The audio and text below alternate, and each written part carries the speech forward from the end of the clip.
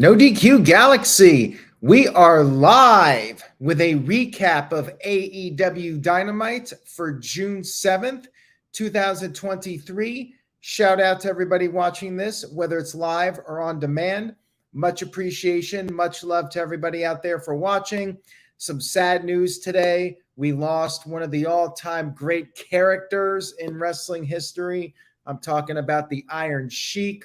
R.I.P. Sheiky baby. Of course, he was notorious in the early 1980s. He defeated Bob Backlund, I think ending Backlund's 5-year run as champion, something like that. Yeah, 5 years. That's crazy. Roman Reigns is getting there, almost at Hogan's 4-year reign from 84 to 88. But in January 1984, Hulk Hogan defeated the Iron Sheik, and we were off to the races with the national expansion of the WWF. Now, Iron Sheik is perhaps even more remembered than what he did during that period. I think he's more remembered for what he said in shoot interviews in the early 2000s when he would talk about making Hulk Hogan humble and breaking his back and effing his ass and all that stuff, talking about B. Brian Blair being a jabroni and other words I'm not going to say on this live stream. Very entertaining personality. Anytime the Iron Sheik was on Howard Stern, it was fun to watch, I must say. Again, he will be very much missed, and go and watch those Howard Stern clips if you haven't seen them. I cannot imagine you watching those videos and not getting a laugh out of it. All right, so on to AEW Dynamite. We had Orange Cassidy, Mr. Opener. He seems to open up AEW Dynamite 9 out of 10 times. Orange Cassidy defending his championship against Swerve Strickland. And who's going to call out Hogan's BS with Sheik on? Pretty much everybody on Twitter. I mean, I'm sure that tradition will continue.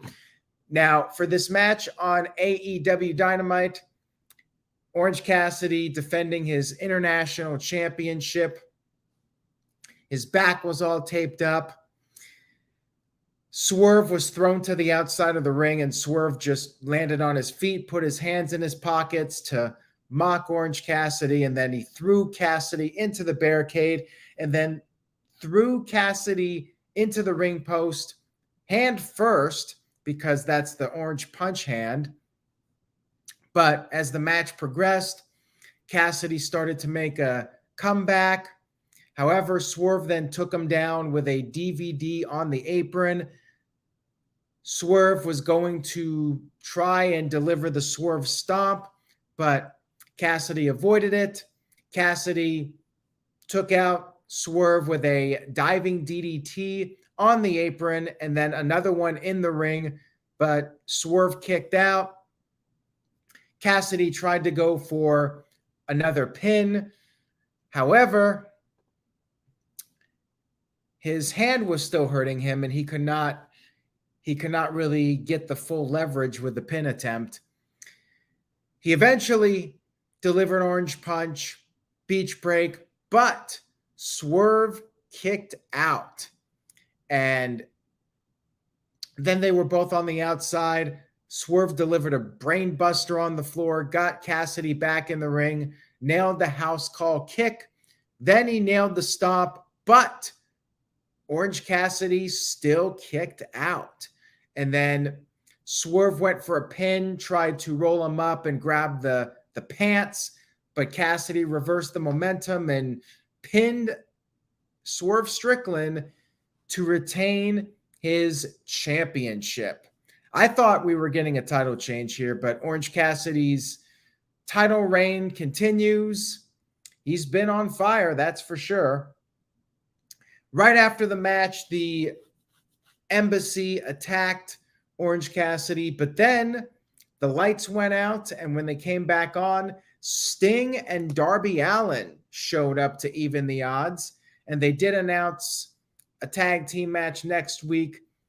Sting, Darby Allin teaming up with Orange Cassidy, and they have a tag team partner, and I already forgot who that tag team partner is.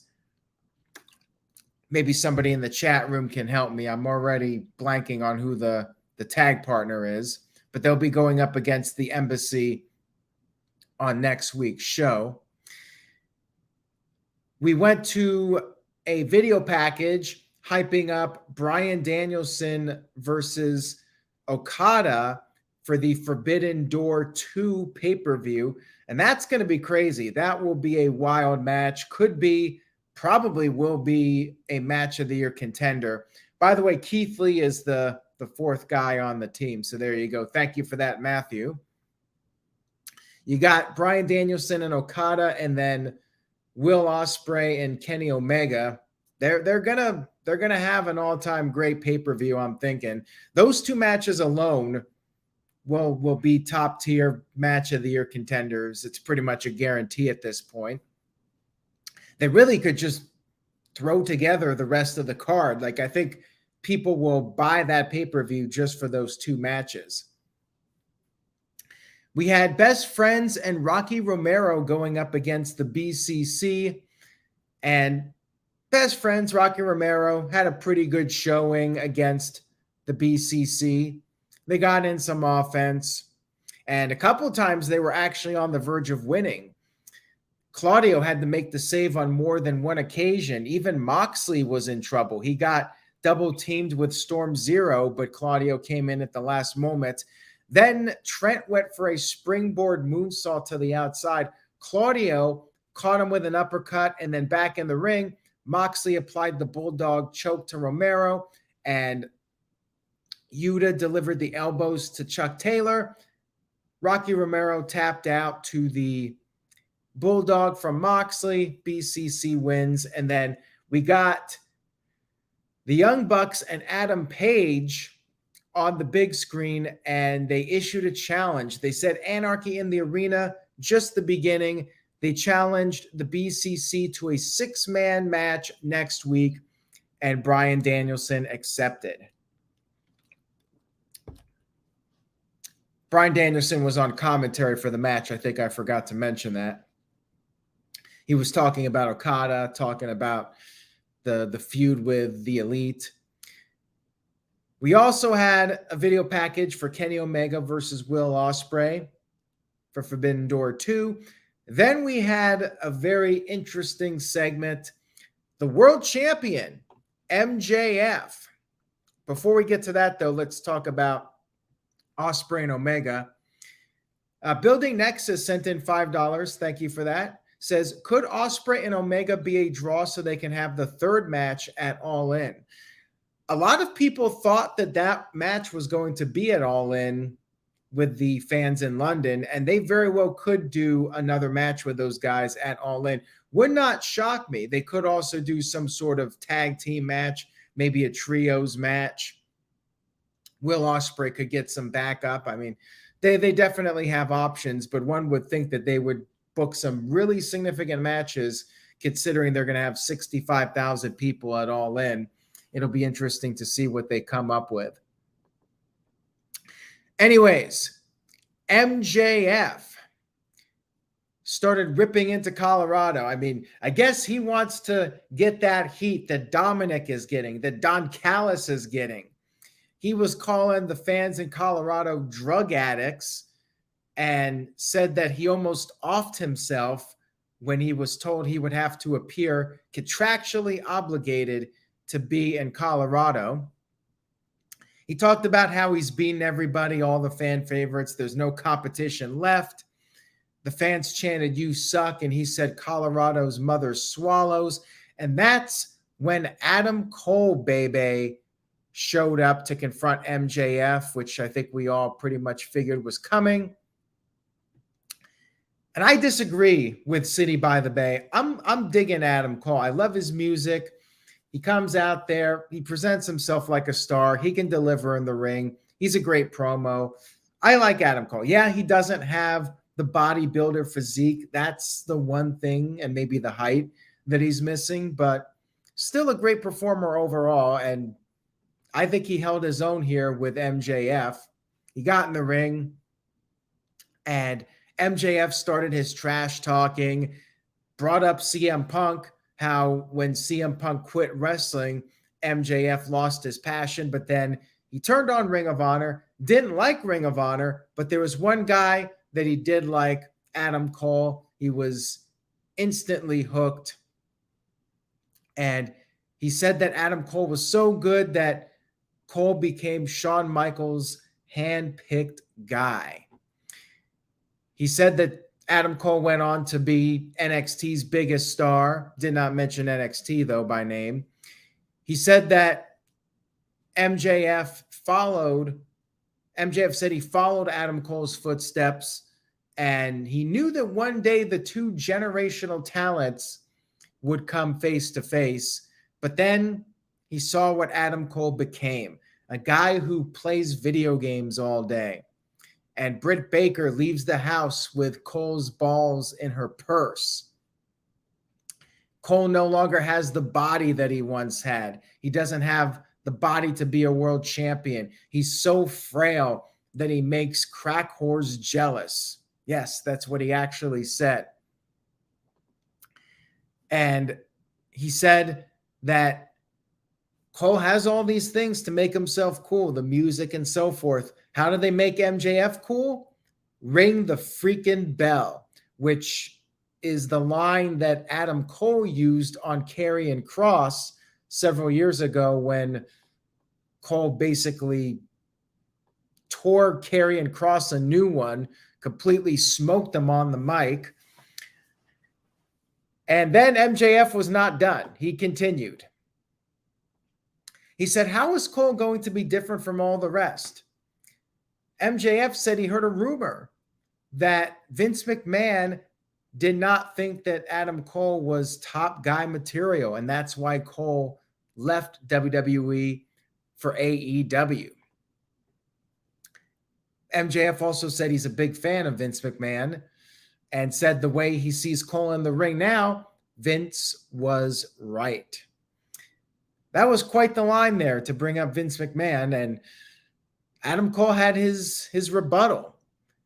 He talked about how MJF is basically a toxic social media troll, pretty sure that Britt could beat the hell out of MJF, knows MJF cannot handle a relationship if his life depended on it, which is funny because they already used that insult on him that MJF's wife or fiance left him. And then in regards to the body insult, Cole said he's natural and he's willing to piss in a cup. MJF could also piss in a cup and they'll see whose body is natural and whose isn't. I guess a little suggestion that maybe MJF isn't exactly on the up and up with his physique. And he said that the fans and the people backstage respect Adam Cole, but they don't respect MJF. Nobody respects MJF. MJF said that that's tough talk coming from Keith Lee's manager, another reference to Adam Cole not working out on the main roster. Cole responded by calling MJF a coward, said MJF won't fight him because he's better than MJF and MJF knows it. And MJF very angrily said that he will in fact fight Adam Cole. And they later on announced that they will have a match, not on a pay-per-view, not on Collision's debut, but rather next week, an eliminator match, which is basically a non-title match, but if Cole wins, he gets a future shot. I would have put this match on Collision. I would have done it for the title, and they still could. Cole could beat him, and then they could set up the Collision match, but they really need a top-tier main event for Collision. And speaking of that, we're going to skip ahead and talk about Tony Khan's big announcement for Collision. The main event of Collision is going to be a 6-man tag team match. It's going to be Samoa Joe, Juice Robinson, and Jay White versus FTR and CM Punk. Now, this is a solid 6-man match. I'm sure it's going to be really entertaining, but it just doesn't feel like a pay-per-view quality match. Like, would they? That's the question you have to ask. Would they put this match on pay-per-view? And the answer is no. And I know you want to save your biggest matches for pay-per-view, but this Collision debut is really critical for AEW. They want as many eyeballs watching as possible. And I think if there's ever a time to put on a pay-per-view marquee match for Collision's debut, this was it. They should have done a world title match, whether it's CM Punk going for MJF or doing MJF versus Adam Cole for the title as the main event, maybe CM Punk with a promo. Virtue's probably right. The 6-man match is so CM Punk can come in, do the hot tag, and is not as much of being at risk to being injured. I get what they're trying to accomplish with this match, and they'll probably set up Samoa Joe versus CM Punk, but man, like, it just doesn't feel like a must-see match. Like, CM Punk's return kind of feels lackluster. And to answer TJ's question, no, I'm not driving 4 hours to Chicago for this show. If they were doing MJF versus Adam Cole for the world title, maybe. If it was CM Punk for the world title or CM Punk in a strong singles match that had some huge implications, maybe. But not for a 6-man. Like, it's not worth it to me to drive 4 hours for a 6-man match. And yeah, I agree about Tony Khan. Like, these announcements, it's got to be trolling now at this point, right? And I'm noticing it as others have. Like, the guy doesn't blink when he talks. It's kind of crazy. He's like a robot almost. They really need a on-screen authority figure, not Tony Khan. Tony Khan even said he wasn't going to be a TV character, but they need an authority figure who can cut a really good promo and stand up to some of the heels and all that stuff. They need that person. I don't know who that would be. Samoa Joe was doing a non-wrestling role, but obviously he's wrestling again. He would have been a good choice. But they definitely need somebody that can be that role. And Samoa Joe and CM Punk, like, it's a good nostalgia match for old school fans. And Samoa Joe can cut a great promo, as can CM Punk. But do you really believe that these guys don't like each other? That's the thing. I still want to see CM Punk versus the Elite. And if they're not doing that match, like, to me, that's a lot of money you're leaving on the table. And I think it's a huge missed opportunity. So Collision main event, it's okay. But I think you need to be firing on all cylinders, and you need to throw a pay-per-view quality match out there for free. Like, I would not advise doing it regularly, but this would have been the time to do it. And I just don't think it's a pay-per-view quality match. So there is my little rant on that. Little disappointed with that announcement. And Adam Cole, MJF next week, like, that's fine. But I wanted to see that match at Collision, I guess for selfish reasons. But also I think that it would have been smart business to put that match on Collision. And first impressions, like, I cannot stress that enough. The first show is really critical.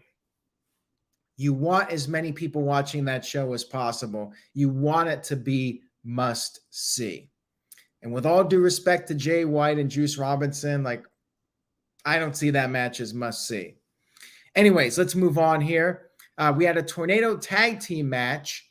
Jungle Hook going up against Preston Vance and Dralistico in a Texas tornado match, which was quite violent. You had a steel chain being used. I think Preston Vance got busted open at one point. They brawled in the crowd for a while. Hook ended up giving Vance a T-bone suplex through these tables on the floor. And then back in the ring, Jungle Boy gave Dralistico a DDT on the steel chair. Jose, the assistant, made the save and got involved, but then Hook put him in the red rum, and then Jungle Boy submitted Dralistico with the snare trap. Jungle Hook picks up a win here.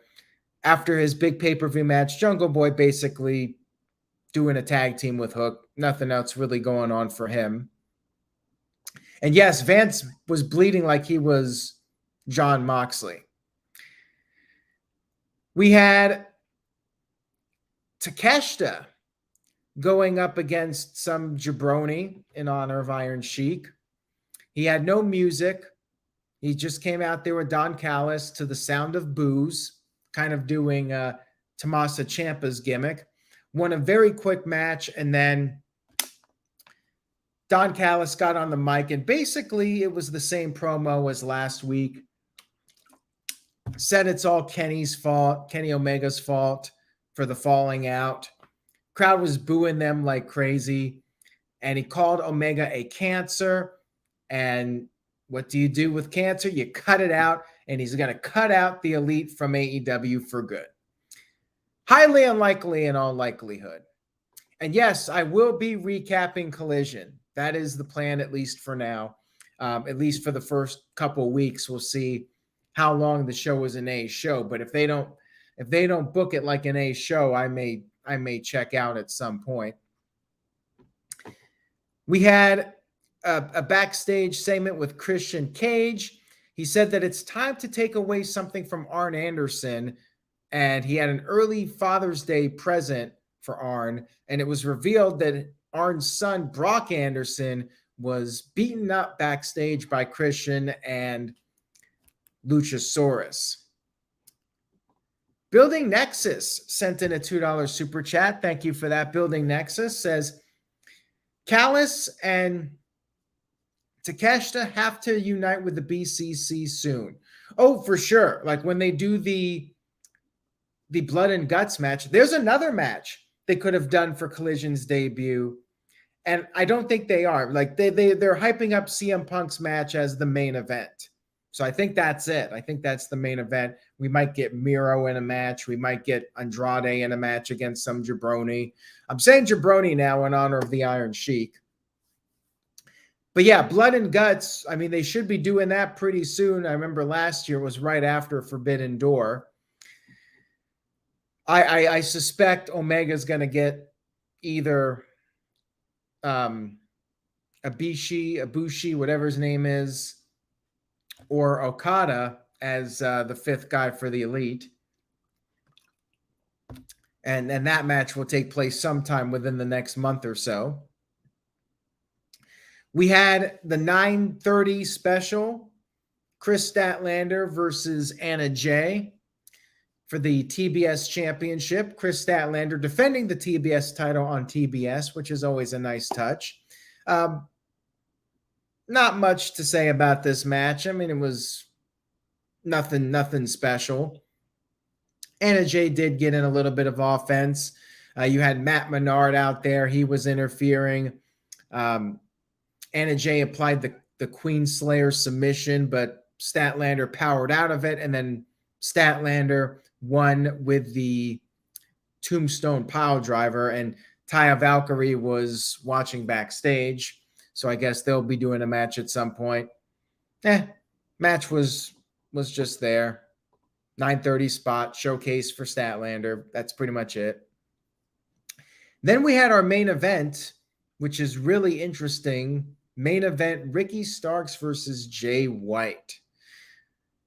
Starks went right after Jay White. They brawled around ringside, and Starks got the steel steps. White was trying to run away. They fought back up the stage, and then they went back into the ring. Jay White took control for a while, and he delivered a superplex to Starks, followed by a Uranagi, but Starks kicked out. Starks eventually made his comeback and picked up the win with the spear. Actually, no, he did not. Excuse me. Botch. He hit the spear, but as he did that, the referee got knocked down. Oh, I'm totally butchering this. He speared Jay White, went for the Rochambeau. Referee got knocked down. There, I got it right that time. Third try. At this point, the Ass Boys, the Guns, ran down and attacked Ricky Starks, left him laying with the double team move, the 310 to Yuma, 410, whatever it's called. And then Jay White got the win with the Blade Runner finisher. And Juice Robinson came out there and had the big celebration with Jay White. Match was fine, but yeah, interesting choice for the main event, I have to say.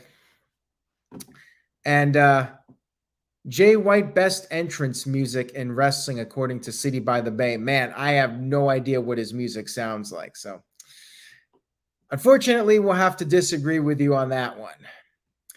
All in all, Dynamite was a good show. I think the best thing on the show, match-wise, was the opener. And at this point, I say throw that match on last because they've booked Orange Cassidy so well as champion. Although I know Virtue would disagree with that take. But that was the best match of the night. Pac is recovering from a broken nose after all this time. Remember, he broke his nose, and he should be back soon. Jade Cargill is on hiatus in response to JJ. Opening match was really good, and the MJF Adam Cole confrontation was very interesting. Those two segments definitely worth checking out. Rest of the show was all right, but pretty standard stuff, nothing too noteworthy. Building Nexus sent in a $2 super chat, says, could CM Punk and MJF 3 main event All In?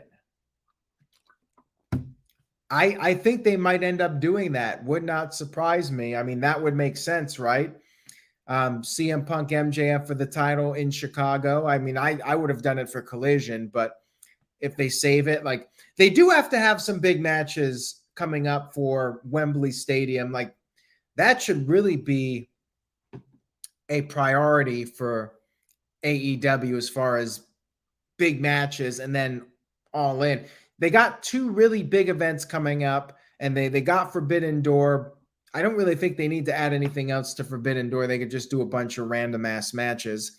But yeah, Collision, I'm still having mixed feelings about, but I get it. You got to save your biggest matches. Maybe they'll save Blood and Guts for All In. Like they did it at the end of June last year, but maybe they'll save it for All In. We'll see. Anyways, guys, thank you all so much for watching. I hope you enjoyed the recap. If you did, please give this video a thumbs up on YouTube. Tell a friend about the No DQ YouTube channel, and stay tuned to NoDQ.com for the very latest wrestling news and rumors.